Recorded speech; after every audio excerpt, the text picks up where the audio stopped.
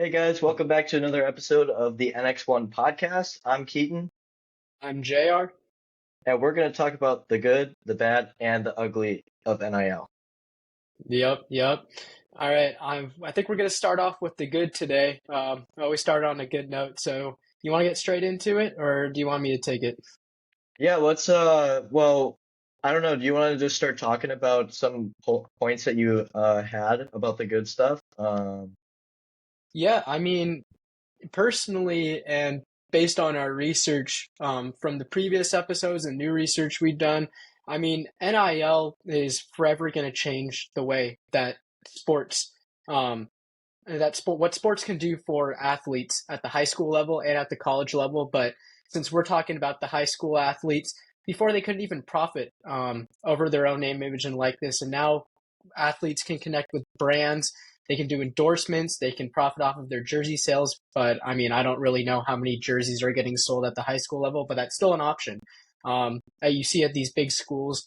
Kind of all the things we've already talked about. But Keaton, do you have anything else to really Yeah, add on to I, that? I mean, just like he was saying, most of the stuff we covered in the last couple of episodes. Today we're really focused on the bad and the ugly, but I think some of the cool key aspects of the good is that there's a lot of potential in the space. Yeah. It's a growing space. I think also the good thing is that athletes are able to be monetized, like Jared was saying. And I think those are the really two big aspects is that, young people are able to really take advantage of this amazing opportunity. So yeah, Yeah. let's get right. I was Yeah, gonna you say go. sorry. We're just getting into the space as well, but even though we're trying to educate these athletes on the opportunities they have, I feel like coaches and schools and really the industry's growing now. And so before in 2021, athletes didn't really know about it too much, and that's why we're also here to help talk about it. But at the same time, coaches are really getting educated now about the opportunities their student athletes have in the NIL space, and they're really helping them out. I don't know what you have to say about that, but Yeah, I mean, I think like you were saying, I think it's an exciting space for both coaches and athletes. I also think hmm it's a really exciting space for, like I think like another big space is mindset. And so I think yeah, that's really exciting for the whole space is as these other like sports industries grow with NIL, it allows more opportunities for people. And I think just like building a mindset to be able to be like, oh, I'm open to this NIL space. And so I think that's super interesting. I know people personally in the mindset space, and I know that it's growing really fast. I think the yeah. potential for, you know, not only mindset in sports, but, NIL in sports is they're growing significantly very fast. And I think it's a cool thing. Just we want to ride the wave and just like all of you guys do. And I think that's really cool.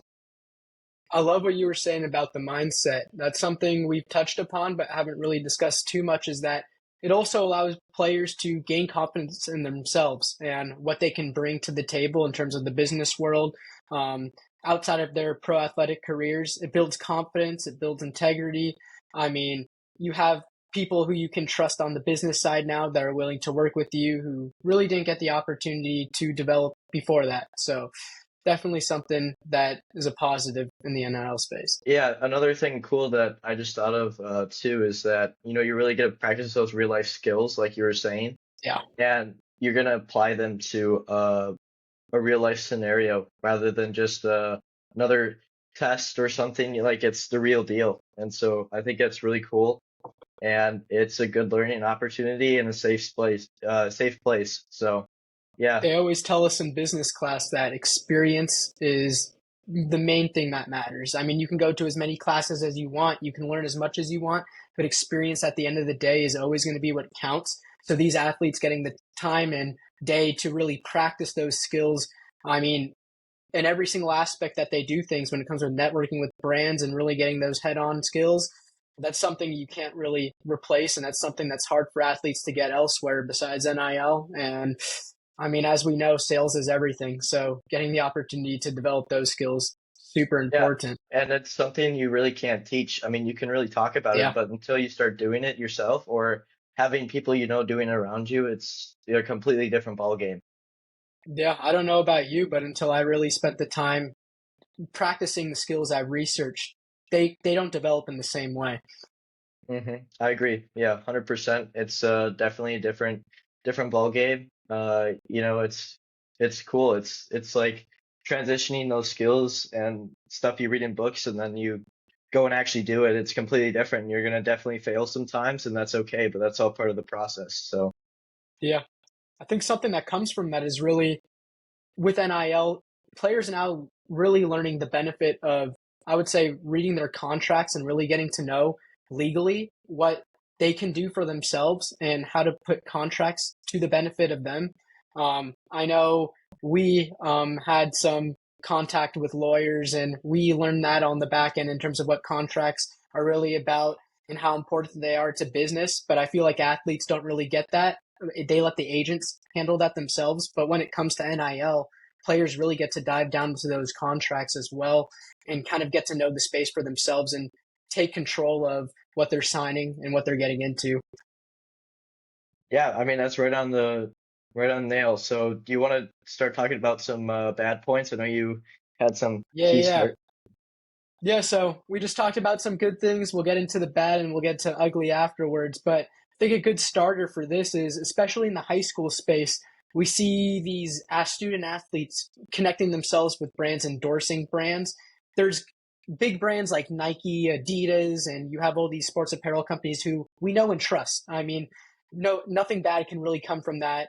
They're not going to really go under. But on the other hand, you have these new NFTs that are being created all the time. You have companies like FTX that have been going under. Um, Student athletes at the high school level might not know who they're getting in contact with and which brands are reaching out to them. All they see is an endorsement. And of course, they're going to take it at the first opportunity because, I mean, they're not really getting the most deals to sign with. I mean, maybe that's the only company that's reaching out to them. How important is it to like really look at who you're getting into business with, researching the back end of how they work? I mean, as we know as business students, it's really important to research the back end and really dive down into who you're connecting with. But as a student athlete who might not know too much about that, they might be getting themselves into a sticky situation if a company goes under and they're responsible for recruiting people to that company. So I don't know if you want to add on to that. Yeah, I mean, similar to what he said about, the space and the point is it moves really fast. And so it's hard for Yeah. people to keep up with it, even when that's their full-time job. So Hmm. for these high school and collegiate athletes to do it, it's difficult, to say the least. And, you always need help. You can't do it by yourself. Whether you want to or not, you always got to have a partner or do something with somebody, whether that's your parents, a good friend, or even an agent if you're even at that level. But Yeah. that's definitely, you can't do it by yourself because there's too much going on in one space. And as it changes, rules will change, money will change, everything will change. I mean, even in like a month from now, it's going to be a completely different space than it is today. I mean, look at EA Football 25. I mean, people didn't even think the game was coming back until I don't know, like a year ago, and then they confirmed it 6 months ago, and now they just Yeah. released the trailer. So I think that's a really big move for NIL in general, but I think it's a good and bad thing. But the space moves quick, so I think just like staying on your toes is important. So I would say that's probably a little bit of a worse than a good. So Yeah. Going on that, you mentioned the new college football 25 that EA is releasing. And I mean, as we all know, they ended up paying the majority of the players about $600 to get on that game. I'll let you answer it first, but how do you feel about that $600 price tag for student athletes? Do you think that's a little low or do you think that's a little high? And then how do you feel that student athletes should weigh their compensation versus the deal that could be made and the connections they can make on the brand side? Like what would you say is more important, the money or the connections? Because I could feel how student athletes might feel that $600 would be a very low and to accept to be in such a big game. yeah, I think there's like a couple key points. Like you said, it's such a big game, and unlike the NFL or FIFA or whatever. there's not just 30 teams, right? Like obviously Yeah, in FIFA, there's multiple different leagues, so that's a completely different game. But in yeah, terms of Madden to EA 25 college football, it's different because you have hundreds of schools where in Madden there's 32 teams. And yeah. so to be able to pay $600 every single athlete is pretty crazy. It adds up really fast. And I think they get a really good deal out of it. I mean, me personally, I would love to be in a video game. So I think it's just kind of a cool thing, where like, maybe they'd never go pro, but they get $600 to be in a video game that they would have wanted to be anyways. I think that's pretty Hmm. awesome. And, Yeah. you get to represent your school. And yeah, I think there's a lot of good with that. I mean, going really based off your second question I mean, let me see if I'm understanding this right. You just wanted me to talk more about like the deals itself or I would say more of what should student athletes really think about when they're signing an NIL deal? Should they care more about compensation or should they care more about the relationships they can make on the back end? Because EA is such a big company. Like, that's a yeah. great company to network with, but the compensation's pretty low. So, as a student athlete who might not get the most out, I mean, who might not get the best compensation out of it, is it worth it to them to sign it just for the connections? Or what's your opinion on that? I mean, I think it depends what you want to get out of it, right? And I think it also Yeah. depends on the person and the athlete. If you're a Yeah. very, very good athlete, the $600, it's good, it's whatever. It gets you attention. Yeah. You get to say that I'm in the game. Like and you're gonna be like probably one of the guys on the cover, that deluxe edition. It's like Hmm. if you're one of those guys, I think it's great. I mean, you're getting paid to be in a game that you would have already been in 10 years ago. Yeah. So, I mean, to see where that's coming from, I also think like if you're a smaller athlete, I think getting paid for, just being in the background pretty much is pretty cool. But I think like you're saying, not everybody goes pros, so I think it's a big deal for the connection piece too. So I think it really just depends on the athlete and the person, Yeah. and seeing what they want to go, where they want to go in the next 2 to 5 years. Because if these guys are juniors or seniors and they're going to be graduating, they're going to get a job. Like I think then the connections may be a little more important. But if you're a Yeah. freshman or sophomore and everyone in the country knows you, I don't think Hmm. it's as important. I think the compensation's more important because they're going to put you in the game regardless. Yeah, I mean, I agree with you 100%. Those juniors and seniors who might not have that pro athletic career that they might want. I mean, that's something that they can go for if they just want to be in a video game. Like, that's great. Be in the football 25 video game. You can always come back to it. Play as yourself later on. But at the end of the day, it would be nice to take that on and make connections so that after you're done with your junior or senior year and your athletic career is over, you still have those connections in the space to refer back to in the future and maybe work for them, network with them. That would be a great opportunity. But like you were saying, when it comes to those freshmen and juniors, I mean freshmen and sophomores, um, maybe the money is more important at that point, and they can take it for that reason. Um, but another question I kind of want to ask that I've been thinking about as we're talking is if these athletes do accept that lower $600 price tag, would other companies be looking at it and like not giving them the right amount of money for what they're worth? I mean, you don't want to put that NIL value too low on yourself and kind of underselling yourself. I know I think it was a Texas QB who declined to be in the game because he didn't want to undersell his NIL value, and I could totally understand that. I can see how that might be a problem. What are your thoughts on that? Yeah, I think like you're saying, this is really the first public NIL deal that we've ever really seen, and I think that's really why it's exciting. It's exciting for Yeah, multiple reasons. It's an NIL public deal, but it's widely known, but it's also huge. I mean, like I was yeah, saying, there's a lot of athletes involved. And so for EA to sit down with these people and have all these people sign is very, very impressive. And yeah, I'm sure it took them a long time, but the problem is that, college kids, the rosters change every year. So for them to be able to do this, it must be a headache because it's yeah, probably crazy over at EA right now. I mean, just because they're probably already trying to get the guys for the next year, right? So I yeah. think the $600 right now is just the start. I think Yeah. I think why athletes like it so much is it's not going to be that $600 that really changes it. It's the fact that they're in the game, and let's just say, you go home from middle school and you're playing the game. That kid's dad, what if he works at like Nike or whatever? He's like, "Oh yeah, this guy is so fast in this game. He's like a Yeah. cheat code." I mean, the fact that people are just talking about you is way more worth than any single like monetary value you can have, because that's what's going to get you to that NFL level.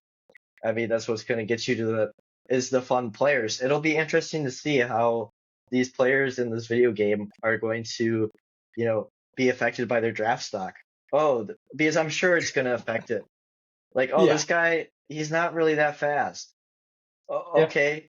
Like, it'll be interesting to see what happens. I definitely see that happening. Like, some people who are really fast are definitely going to get like Yeah. drafted earlier than they ever would have because of this video game. I mean, I think that's especially for receivers and your running backs and quarterbacks. It'll be really good for those skill positions.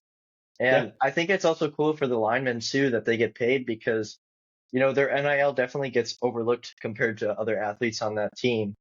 Yeah. They're definitely like the core of that team, but not everybody notices them because they're not catching the touchdown, right? But they're blocking for that quarterback to make that play. Without them, the play doesn't happen. I mean, that's why Definitely. it's the most important one of the most important positions on the football field. But I think it's cool. It's just a cool experience for I think all these athletes. It's cool for the consumer too, and I think there's a lot to learn from it.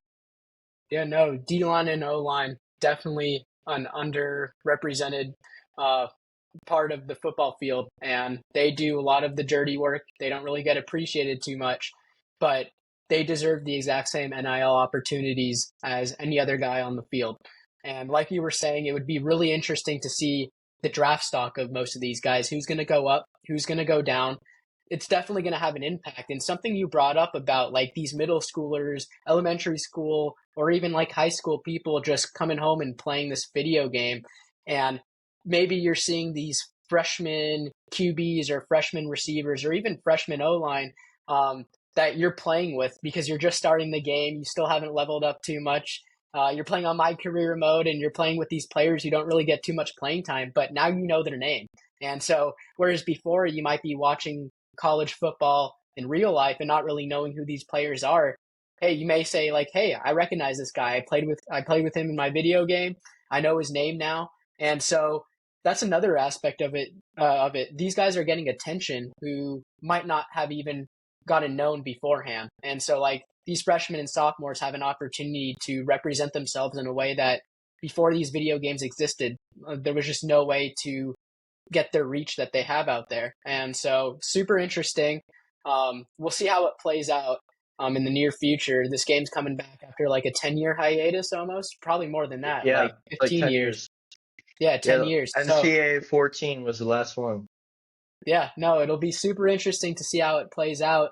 Um, I don't know if you have anything else that would be considered bad. I kind of have one that could get into the ugly, but I want to make sure that you're all batted out before we get into that. I mean, I think definitely a bad thing about NIL too is the fact that I don't know many like legal professionals in the area right now. Yeah, Uh, and I don't think there's a ton of agents in it right now. I think it's moving towards that, but as of right now, it's more of the pro space, and I think that's something that's important for these athletes is to be able to utilize either like a tool or an athlete, like an agent to yeah, help manage and guide their way through. I think yeah. the lack of knowledge in the area is not a great thing. I Hmm. don't really think anyone knows exactly what they're doing quite yet. I think people Yeah. have a good idea, but it's only 2 years old, and so nobody is a master at it. So I think that's why it's cool to get into it right now, is because no one can really say you're wrong because nobody really knows. I think that's another thing to add on to that is you bring up a good point of nobody really knows too much about the grand scheme of how NIL is gonna be, but I guess a bad thing that could happen, I mean, or that could occur from that is you have these places like Southern California, New York, Texas. I mean, all these big states that have already pumped a lot of money into NIL, and you have these other states like New Jersey, Wisconsin, these smaller states who are just getting into it and kind of just learning about it. And so when it comes to the legalized states that are like just coming out with NIL and that they're smaller, they haven't really funneled too much money yet. There's not enough agents over there compared to Southern California, where student athletes might already have this big advantage over these other athletes because they know about it and they have the opportunity to connect with an agent or a broker, a middleman, whatever we want to call them. They're just that much more ahead, and these other athletes from all over the country just can't catch up, or like they can't even get started because they just don't know what to do. Because I think that's a big thing. NIL, the information's been out there. I mean, I'm sure student athletes are looking at this news daily saying, like, hey, I can probably make a profit off of my own name, image, and likeness, but I don't have anybody to talk to get me started. I can't, they don't know what to do themselves, and it is really hard to do anything yourself. I mean, we found that out the hard way, and that's why we're starting this information company and really helping student athletes get into it and get adjusted. But I mean, as someone who's probably in high school and noticing for the first time, I can make a couple of bucks here and there off of my name, image, and likeness, but I don't know what to do. My coach hasn't told me anything. Principal hasn't really told me anything. There's no agent I can really reach out to unless I want to email a Southern California agent. But I mean, in that space, there's already Southern California players talking to them. And I mean, the agent probably doesn't want to talk to that guy either. So it's kind of just an unfair advantage right now. And I mean, you know that coming from Wisconsin, that even though it's not even legalized, players are probably trying to get their piece of the pie, but there's just no opportunity for them to do so. Yeah. No, that's Yeah. exactly right. Yeah, you want to move hmm into ugly? Yeah, Just let's do it. start us off So, with whatever. yeah. So going back into the whole scenario about coaches and how they can affect the NIL space, I think an interesting standpoint that I read online the other day that I think we're going to have fun talking about is coaches can have I mean, it can be great for NIL, but they can also be very bad for NIL because it's all going to come down to how the coach wants to play their players. And I mean, at the end of the day, we know that the players who get the most minutes are probably going to be getting the NIL deals. And so, I mean, I saw the other day that there have been coaches out there that players have been getting these NIL deals, but coaches have been specifically benching them because either they don't agree with putting profit before the team, or just other scenarios where the coach might be jealous of the amount of money a student would be getting. What do you think about coaches maybe getting in the way of the best interest of the player? And I mean, obviously they care about the team and they still want the team to win, but obviously the coach is thinking about the team and not the player, and the player needs to think about himself. So what do you think about coaches maybe getting in the way of NIL at some point? Yeah, I think it really depends on multiple things. One, I think it depends on the coach, and I think two, it depends on the athlete. If the athlete's Yeah, like, oh, me, like, I mean, yeah, of course you're gonna bench them because they're all about themselves. They'd rather shoot a terrible shot and miss than, yeah, oh, give the ball to a wide open guy, right? Like, I think there's like a certain aspect. There's definitely a push-pull balance. I hmm, think here's the thing, if you're not embracing the NIL, you're probably either on your way out of being a coach or you've already yeah, left.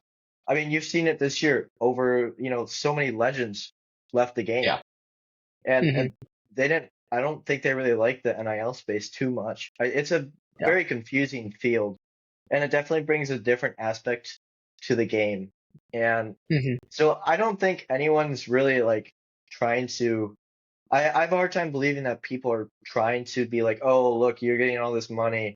I, if you're a good player, you're going to be playing the game because that yeah, coach also has a job. If they start losing games because their best players on the bench, they're going to come knocking on his door pretty soon and be like, look, man, you got to play this guy or you're out of here.